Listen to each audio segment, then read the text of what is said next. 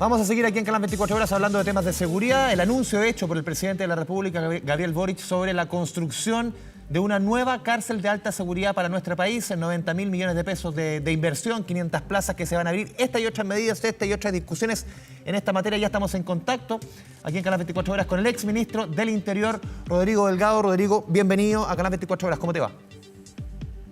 Hola Andrés, muy buenos días, muchas gracias por la invitación. Lo primero, Rodrigo, el anuncio hecho esta mañana por el presidente, después de un fin de semana, para muchos el momento más frágil, más difícil en materia de seguridad en nuestro país, desde el retorno a la democracia, incluso. ¿Cómo tomas la medida hoy día anunciada por el presidente, esta cárcel de alta seguridad, con por lo menos las características que hemos conocido? A ver, Andrés, si el foco de la noticia, de los anuncios del presidente es la construcción de una cárcel, yo creo que estamos en el camino equivocado, porque efectivamente se requieren más cárceles en Chile, efectivamente se requieren más cárceles de alta seguridad, pero no es el foco de lo inmediato. El foco de lo inmediato está tal vez en algo que tangencialmente hoy día lo planteó el presidente, que a mi juicio es lo central en esto, es que el Estado deba estar más cerca de perseguir al crimen organizado de lo que está hasta ahora. El Estado hoy día va a ritmos muy lentos con respecto a lo que avanza el crimen organizado. Y cómo un Estado puede estar más preparado, a mi juicio, tiene que ver con la inteligencia. Que el presidente dice, bueno, saquemos adelante este fast track, pero hay que reconocer y hay que recordar, ¿cierto?, que quienes hoy día están gobernando, cuando eran parlamentarios, se opusieron a legislar más rápido muchas de estas medidas que hoy día quieren hacerlo de manera apurada. ¿Y por qué hablo de la inteligencia? En Chile hay muy buena inteligencia, Andrés, pero está demasiado disgregada. Gendarmería tiene una inteligencia, lo que pasa entre las cárceles es clave. Las policías ambas tienen muy buena inteligencia, la Fuerza Armada, pero no existe ningún incentivo para que esa inteligencia sea un insumo para toma de decisiones y poder perseguir tempranamente a las bandas criminalizadas. Entonces, claro, la cárcel está bien cuando logremos atrapar a quienes están siendo los cabecillas, pero para atraparlos hay mucha tarea previa. Por lo tanto, estamos poniendo de alguna manera, como se dice, en la carreta, ¿cierto?, delante de los bueyes. Aquí la cárcel tiene que ser una medida más, no puede ser la medida principal. La medida principal es cómo vamos a tener un sistema de inteligencia y que no necesariamente pasa hoy día por legislar, sino que pasa también por mayor coordinación interagencia y de esa manera poder prevenir ¿Rodrigo? y poder perseguir tempranamente a quienes están haciendo tanto daño en todo Chile. Claro. Andrés, disculpa. Sí, recojo tus palabras, claro, que hacen falta medidas quizás desde el ámbito preventivo, pero también uno podría mirarlo, el anuncio del presidente, y se ha instado muchas veces a una nueva construcción de una cárcel de alta seguridad o abrir espacios de este tipo en nuestro país, copiando diversos motivos. Yo recuerdo alguna vez el fiscal Valencia decía que hay que copiar el ejemplo de los italianos, da igual, el tema a lo que voy, y que para muchos el crimen organizado se organiza desde las cárceles. También puede haber ahí un foco importante en el sentido que también puede tener un elemento preventivo, tomando en consideración cómo las cárceles hoy día son, en muchos casos, el cerebro del crimen organizado. Ahí está. Bueno, absolutamente, y eso lo venimos diciendo hace tiempo. Hoy día se ha instalado mucho más que efectivamente hay que controlar las cárceles, pero también no sacamos nada con tener una gran infraestructura a primer nivel si también Gendarmería no está a la altura de las circunstancias. Y es por todo conocido públicamente, y uno, la información que puede tener, lamentablemente yo creo que Gendarmería necesita una modernización tremendamente importante. Lo que está ocurriendo dentro de las cárceles, muchas veces, lamentablemente con personal de Gendarmería, que muchas veces está de alguna forma también vinculado a estos grupos, están todo el día con ellos y muchas veces también hay corrupción. Yo creo que también hay que trabajarlo de una manera distinta y esto ha sido analizado en distintos foros, públicamente, de manera más privada. Entonces, no es solo la cárcel, no es solo el edificio, no es solo, ¿cierto?, el fierro, sino que también es la forma como se va a gestionar el trabajo. Entonces, me da la impresión que el presidente pone este anuncio generando una gran expectativa. Bueno, se le pregunta después, entiendo a la ministra, si esto tiene que ver un poco con el modelo Bukele, toma distancia, pero me parece a mí que la puesta en escena quiso de alguna manera poner en el centro esta cárcel de alta seguridad para que la gente lo vinculara con una estrategia tipo Bukele. Eso es una sensación que a mí me da, me hago responsable de eso. Porque si se está hablando de esta medida como la única medida importante, pero para construir esa cárcel van a pasar seguramente años o meses, al menos un año y medio, con un fast track. Pero ¿qué está pasando hoy día en las calles? Hoy día tenemos, ¿cierto?, un crimen organizado transnacional que se coordina, que tiene mucho dinero, que tiene mucho poder de fuego, que tiene mucho trabajo territorial, que está reemplazando al Estado. ¿Qué hacemos hoy día con eso? Y la única forma de poder anticiparnos al crimen organizado es tener una inteligencia que permita, ¿cierto?, poder detectarlo tempranamente, neutralizarlo y fortalecer una carpeta investigativa en cada caso con medios de prueba también muy contundentes. Eso es lo que yo eché de menos un poco en el mensaje del presidente. Sí, recojo de tus palabras un poco también lo que decía la ministra Carolina Toá. Claro, que en el fondo no se busca lo que hace Bukele, en el fondo en cómo se construyen las cárceles, lo que hemos visto allá, pero sí tú ves en la forma una técnica bukeliana, quizás pues, tratando de ponerle un concepto a las medidas anunciadas hoy día por la autoridad. ¿Eso es lo que tú pones arriba de la mesa? Lo que pasa, Andrés, es que el punto de prensa de hoy, lo que se buscaba seguramente eran medidas concretas para lo que ocurre hoy, no en el mediano, en el largo plazo, hoy. Y si tú planteas dentro de las ideas como tal vez un eje estrella, la construcción de una cárcel de alta seguridad, eso genera expectativa, obviamente que la gente lo relaciona con un estilo más Bukele.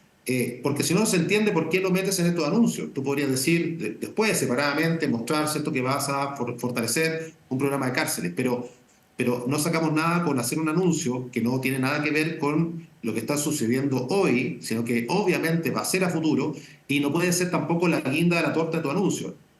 Yo, la verdad, llegué a pensar en algún momento que el presidente iba a anunciar efectivamente un estado de excepción para la región metropolitana al menos, en donde se pudiese coordinar una acción, primero preventiva, con la policía, sin reemplazar a la policía. En la región metropolitana y en todas las regiones, Andrés, existe lo que es la información del STOP, ¿cierto? El sistema de operación policial con los municipios, con distintas agencias. Están los puntos calientes, se saben qué horarios, dónde ocurren los delitos, los homicidios, dónde ocurre la encerrona. Bueno, un patrullaje mixto en el contexto de un estado de excepción, con cierto horario, y además apoyo a las policías para poder hacer operativos específicos y especiales para poder atrapar a los líderes, sería la base de un anuncio para después decir, bueno, ¿dónde vamos a tener a esta gente que vamos a tomar presa? Bueno, por supuesto, en un plan de cárceles modernas. Pero partir diciendo, o que sea el anuncio estrella, una cárcel que obviamente no sabemos ni siquiera en qué comuna, dónde se va a construir, en qué plazo, la verdad es que me parece que no responde a las necesidades de lo que la gente necesita escuchar hoy. Ayer también, más allá de un estado de excepción, se planteó, y desde fuerzas oficialistas, el senador Insulza, el senador Castro, ambos del Partido Socialista, Rodrigo, plantearon la idea de un estado de sitio. ¿Te hace sentido un estado de sitio? Quizás tú serías más de la línea de un estado de excepción, por ejemplo, con las características, uno se le viene a la cabeza lo que está sucediendo en la Araucanía. Ahí me tocó implementar el estado de excepción de Araucanía y el estado de excepción de la Patagonia Norte. Lo esencial acá, en un estado de excepción de emergencia, es una colaboración entre las Fuerzas Armadas y las policías. No es que las Fuerzas Armadas reemplacen a las policías. A mí me parece que el senador Insulza pasó de 0 a 100 en 2 segundos, porque hasta hace muy poco tiempo atrás, muy pocas semanas o meses, él se oponía a cualquier estado de excepción. Y pasar a estado de sitio me parece que no es lo que corresponde hoy día. ¿Por qué no un Yo estado de partiría sitio, con un estado de Rodrigo? excepción de emergencia.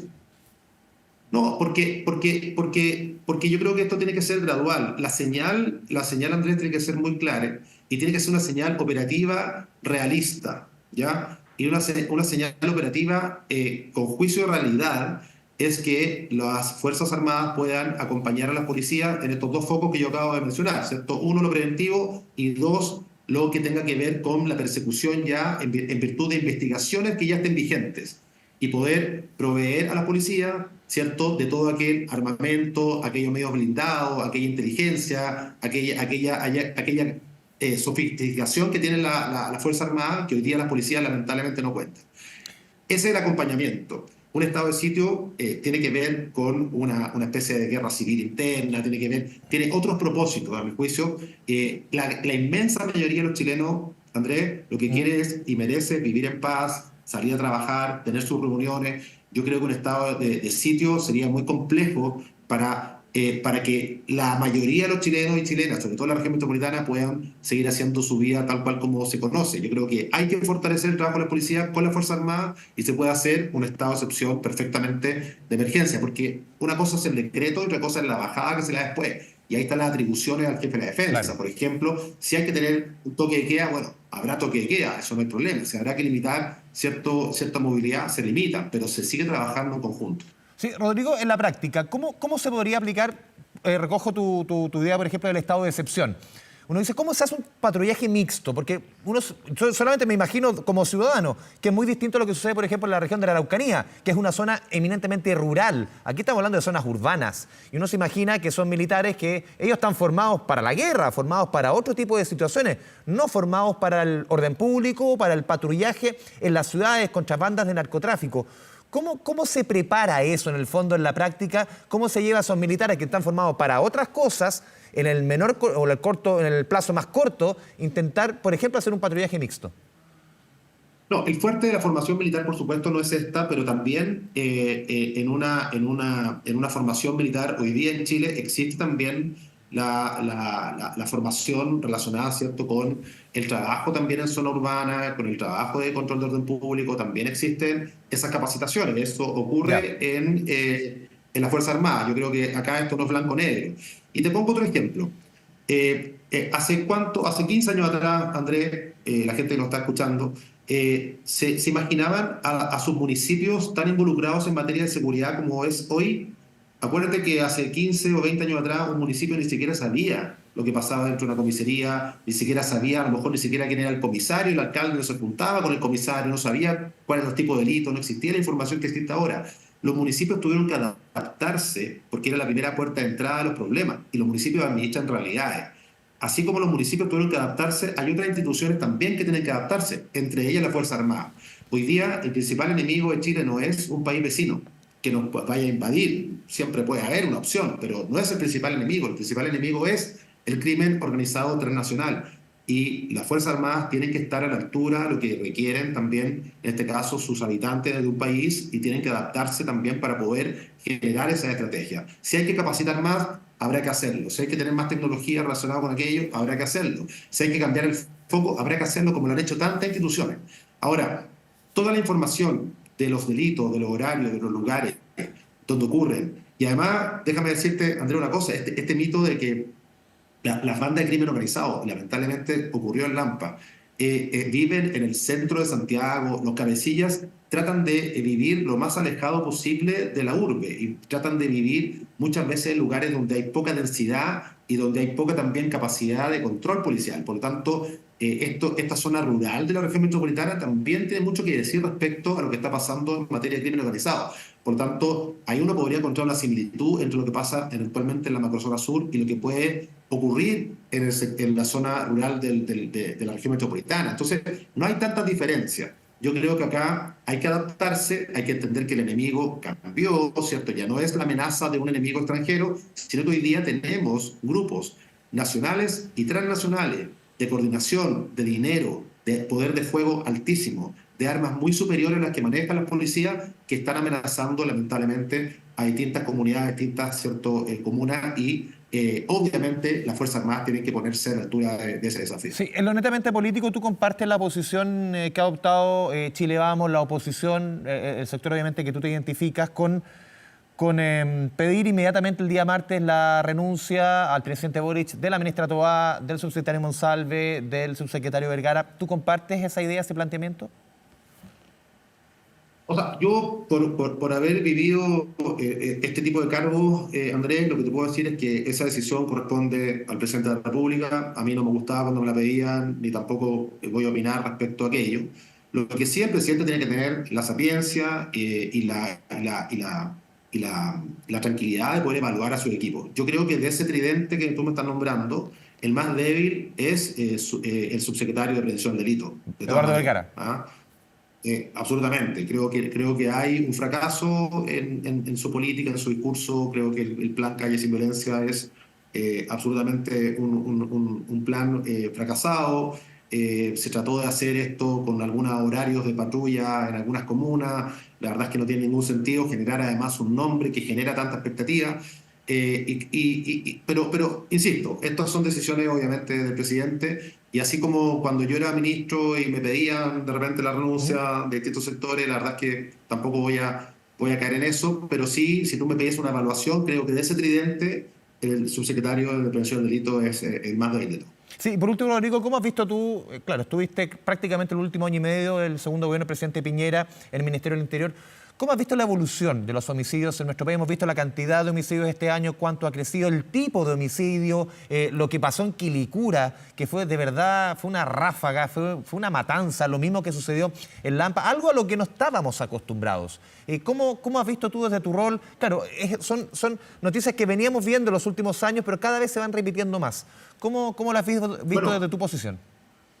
a mí el año 2021 nosotros tuvimos una baja en la tasa de homicidio, efectivamente. Y yo siempre lo digo, más allá de que a lo mejor si uno ve el gráfico, justo el año que me tocó estar fue un año de la tasa más baja, al menos los últimos 5 años. Pero yo siempre lo digo, acá nunca uno puede celebrar cifras. ¿Sabe lo que pasa, Andrés? También lo que he hecho de menos en este debate es por qué se están matando las bandas. Hay distintos motivos y causas por los cuales las bandas de crimen organizado se pueden estar matando entre sí. Hay una guerra por sucesión muchas veces. A veces el líder es detenido o es muerto y empieza una guerra muy sangrienta para suceder a ese líder. Después tenemos las cuotas de droga, después tenemos las cuotas territoriales, después tenemos obviamente lo que pueda estar pasando la cuenta en rencilla desde el origen, de los países de origen de las bandas. O sea, hay múltiples causas para que esto ocurra. Y si a eso le sumamos que el poder de fuego y la capacidad de armas, de comprar, adquirir armas que tienen estas bandas criminales, se da esta triada tan nefasta entre las armas, la droga y la violencia, con un juicio de realidad generalmente alterado de quienes disparan, alterado por la droga o alterado porque son personas que efectivamente no son personas normales. Estamos hablando de gente que no tiene ningún aprecio por la vida, ¿cierto? No va a trepidar en disparar, muchas veces drogado o muchas veces bajo distintas sustancias. Entonces, ese análisis hay que hacerlo. Y por eso cuando yo digo la inteligencia es lo primero que una cárcel, es dónde vamos a salir a atrapar a los líderes para ponerlos en esa cárcel que promete el presidente. Partamos por lo primero. ¿Por qué? Porque si además tú haces un operativo policial y no tienes las suficientes pruebas, Andrés, no tienes la capacidad de tener una carpeta investigativa robusta, esos tipos tampoco van a quedar en una cárcel. Entonces, antes que la cárcel, preocupémonos de tener una buena inteligencia centralizada, en donde efectivamente haya buenos insumos para tomar decisiones, y después operativos policiales certeros. Por eso un estado de excepción puede colaborar en aquello. Y después, por supuesto, todas las cárceles bienvenidas, y ojalá con máxima seguridad, ojalá con buenos gendarmes, 3.0, ojalá con una reforma también a todo el sistema, ningún problema. Pero creo que no podemos poner primero el acento en una cárcel que no sabemos ni siquiera en cuánto tiempo ni dónde va a estar ubicada, y no nos estamos preocupando de cómo vamos a tener una inteligencia mucho más fuerte para poder detener a los cabecillas. Rodrigo Delgado, ex ministro del Interior, ex alcalde de Estación Central, te agradecemos este espacio con la mañana informativa aquí en Canal 24 Horas. Que tengas una buena jornada. Gracias, André, igualmente. Chao, chao.